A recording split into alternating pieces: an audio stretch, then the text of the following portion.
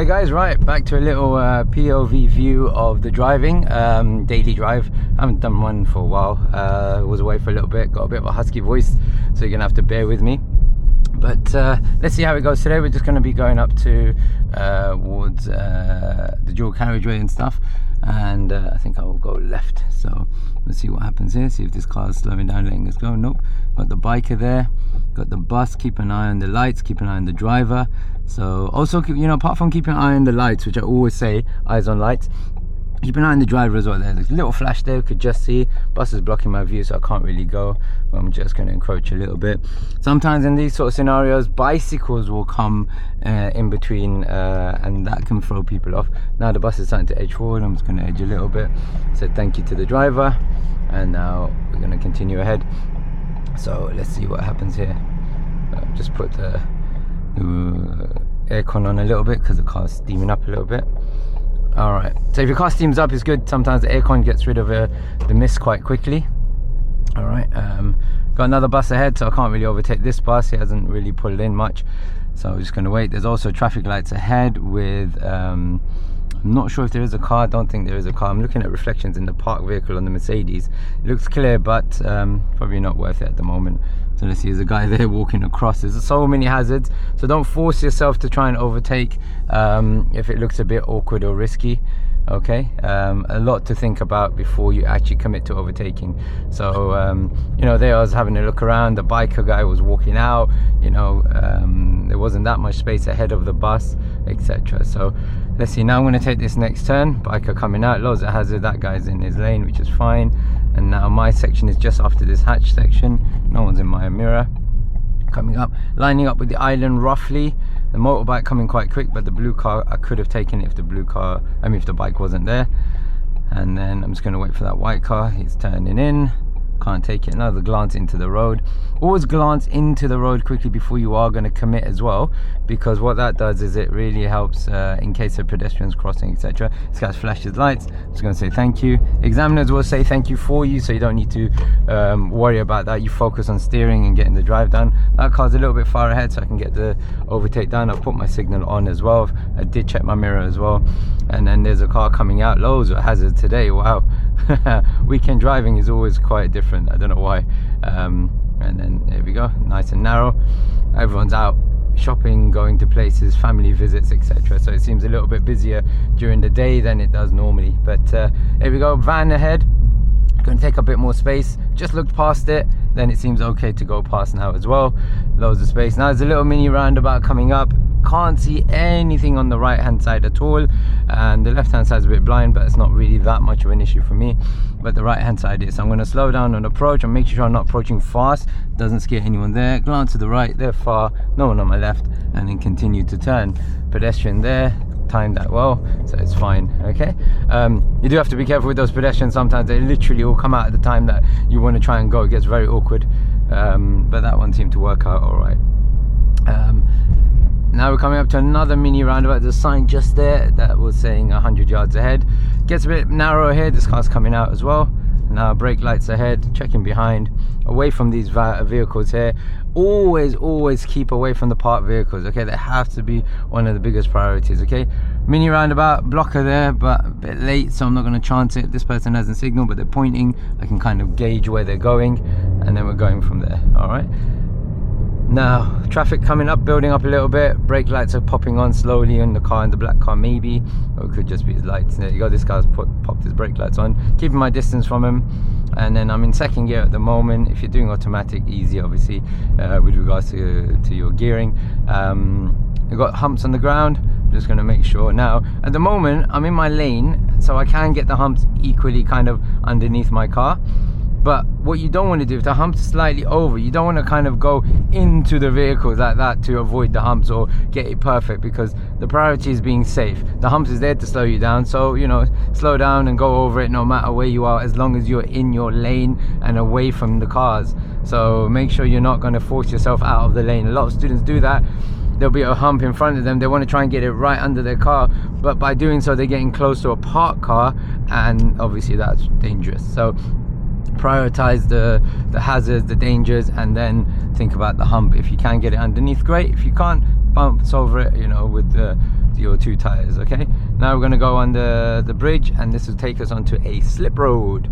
All right, so let's see, there's only like one space for enough for 1 car here, so we middle it.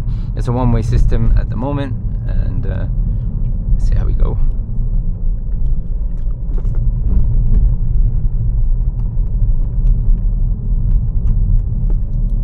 Now we're going to join the dual carriageway. We want to stay in our lane. We want to pick up the pace. Okay, I'm going to drop my gear. Should have done it earlier, but anyway, there we go. Now it's clear. Check in there as well. Nice and clear in front of me. Car in the middle lane there, so I'm not going to try and lane change yet. But it seems like there might be a potential chance later, but not yet. So I'm going to stay in my lane. No force to change lanes or anything. Only reason for me changing lanes was just to cut the traffic a little bit. But apart from that, it's all right. There's a little chance there, but I don't think there's much benefit of doing that. So I'm just going to stay in the lane and then continue ahead. Anytime I'm looking away from this car in the middle, in front of me, sorry, I need to make sure that I'm keeping my distance, okay? Because when I start taking my eye off that vehicle and I start looking to see whether I can lane change or not, if they suddenly stop, it's going to take me a little bit longer to react, because obviously my eyes are not focused fully on them. So that's something to keep in mind. As you can tell, I kept a big distance, so I get enough time to react if I'm not paying full attention while I'm looking around and looking for opportunities to leave. So hopefully that kind of makes sense. Traffic lights are changing, I've seen that. That means everyone's going to start bunching up, slowing down, and then I'm going to slow down early. All right, so these lights are, on the weekends, they're usually a little bit quick to change to red, which is a bit annoying, but is what it is. Let's put the temperature controls on, so I'll have it up there. Actually, I want it towards me, and that'll do. So hopefully that's it. Also, make sure you know all your controls of your vehicle that you're driving with your teacher, just so that whenever if you need to adjust anything, it's comfortable. You know where things are, you know where the vents are, like changing, adjusting the vents, simple things, nothing crazy. You know how to wash the windscreen if you need to, you know, pull the lever on my car, you know where the headlights are, they're down here, little things like that. So really important that you guys are familiar, especially these controls here, because they can throw people off. You need to know how to turn the aircon on and off, and you know which direction you want the fans, etc., how to increase the speed of the fans. Those sort of things really go a long way. Most of the time you won't need to touch them, but you know, just the odd occasion here or there. But you know, you obviously need to know them for your show me tell me, so that's something to keep in mind. All right, right, lights have changed. Little checking my mirrors and have a look, and the guy behind is on his phone, haha, and this car is trying to change lane suddenly. So here we go, and I kept my distance. They might want to turn left here, I'm assuming. There you go, see, because most of the time they wouldn't have suddenly changed lanes there. So I just know the area, I know where the roads are here or there, so that really helps, obviously. And sometimes you can think, okay, why did that person suddenly just change lanes at this junction?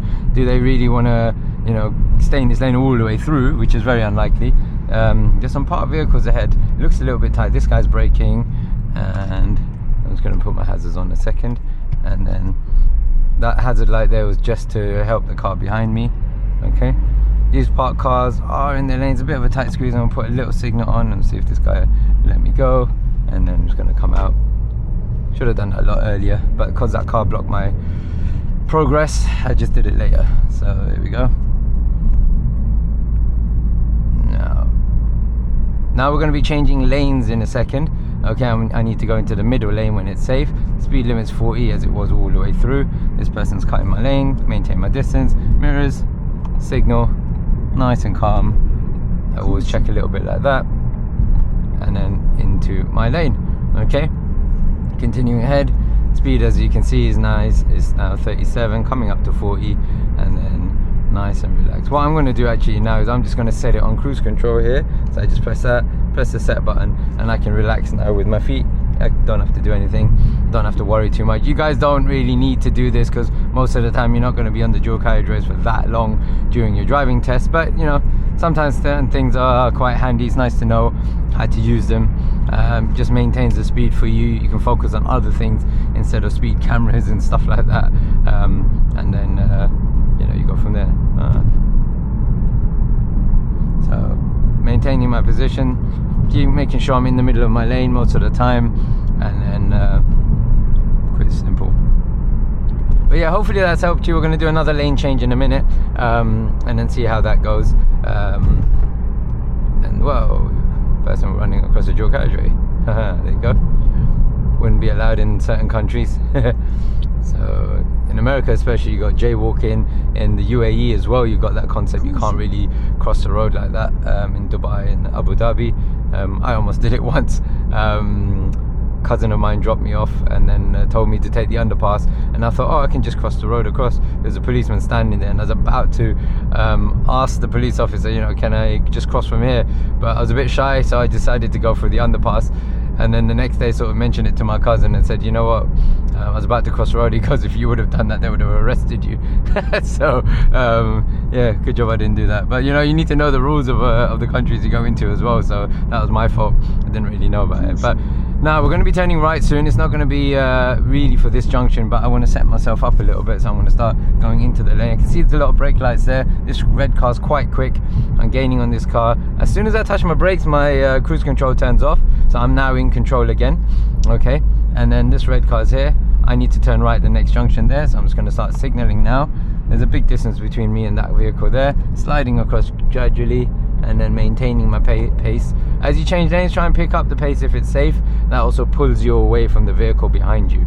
Okay, they're changing lanes. I've got a bit more space now, but that junction ahead, which I want to take, is looking busy.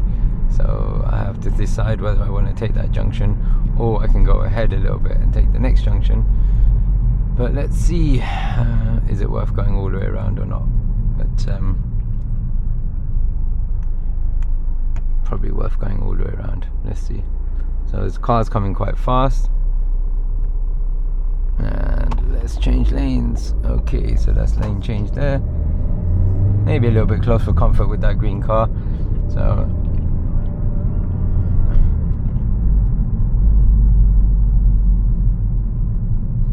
I think as a wise choice, that would have taken a long time. So I'm going to go to the next junction, which is good, so I get another lane change done. As we go in, I'm going to slide into that little gap there. Kept my signal on. No motorbikes. This is where motorbikes creep in between, so you do need to be careful in traffic. Don't think that it's easier to change lanes in traffic, because motorbikes will fly past you. Okay, oh, that BMW behind is quite nice. But yeah, they will fly past at that moment, so you do have to make sure you're not rushing yourself. And lights should change any second. So these lights are a bit weird. As you can see on them, the red light is there for those turning right, and then you've got the straight ahead, and the left turns can continue. So now I'm going to pick up the pace, keep up with everyone within the speed limit, continue further ahead.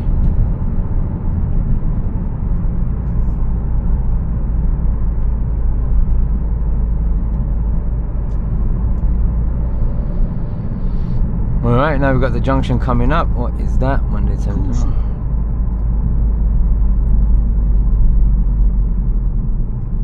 Some of these signs, they put so much information, and you don't even get time to read them. But I think I complained once to the council, because they fined me for dropping someone off, and I was like, there's 3 different signs I had to read while driving before I could pull up on the left, and I just thought that was ridiculous. I said it's not unsafe. But they were stuck in their ways, and they were like, no, our signage is clear enough. I was like, oh, fair enough. What can you do? But right. Now this coach is big. They usually make corners awkward, so he's taking it quite wide, which is nice.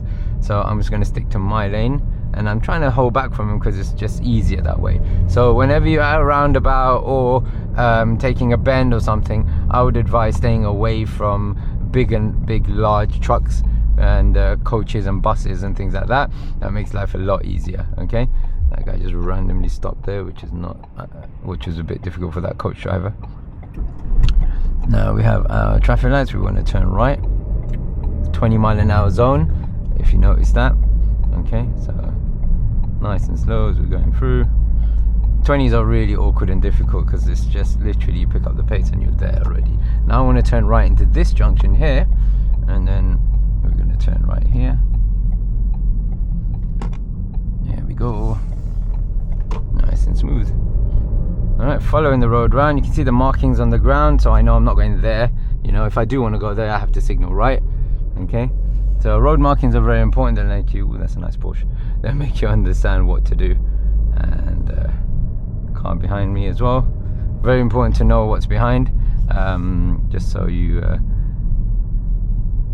don't end up suddenly stopping when it's unsafe. So still 20-mile-an-hour zones, no change of speeds, so continuing nice and smooth.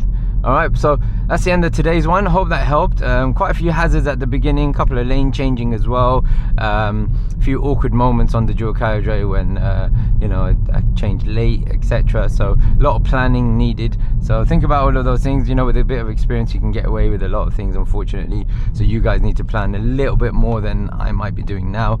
You know, these are things that you got to keep in mind, because you will see your parents or your friends or family pretty much driving the way I'm driving sometimes, deciding late or being able, but we can deal with that.